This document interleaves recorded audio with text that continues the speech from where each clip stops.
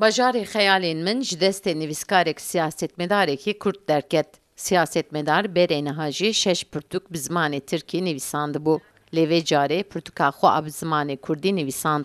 Siyasetmedar pirtûka bi navê Bajarê xeyalên min de behsa erdnigariya Kurdistanê û dîtinên xwe ên li ser ciyên dîrokî dike.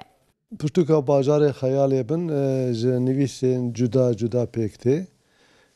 Yek jê ez dixwazim bi min xwest bi vesîla vê pirtûkê welatê me rindiyê wî, bedewiyê wî, ciyê dîrokî, xwezaya wî, behrê wî, çiyayê wî ji xwendevan bidim hezkirin, bidim naskirin.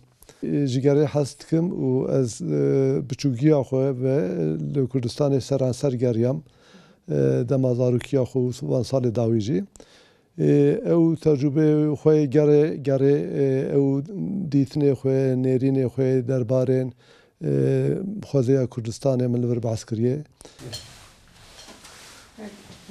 Wek min got mesela Nivîskarê siyasetvan di pirtûka xwe de behsa şexsiyetên di rêya doza Kurdî de ên ku jiyana xwe ji destanê jî kiriye. Bi vê pirtûkê jî armanc dike ku nifşên nû bila ji mafê doza xwe a rewa dûr nekevin û dewlemendiya erdnigariya xwe nas bikin.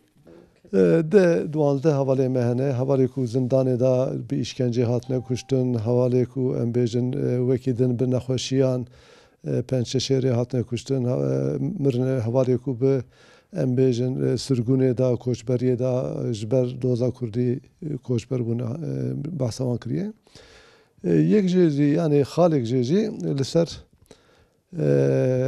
em bêjin ew xesletên nirxên salên hefteyî ew dem tevgera Kurd em bêjin ji nû ve geş dibûn, carek wek lehiyek xelkê dabûn. Pirtûka Bajarê xeyalên min ji 128 rûpelê pêk tê ji weşanxaneyê dengê derket. Sevda Kaplan, Kurdistan TV, Amed.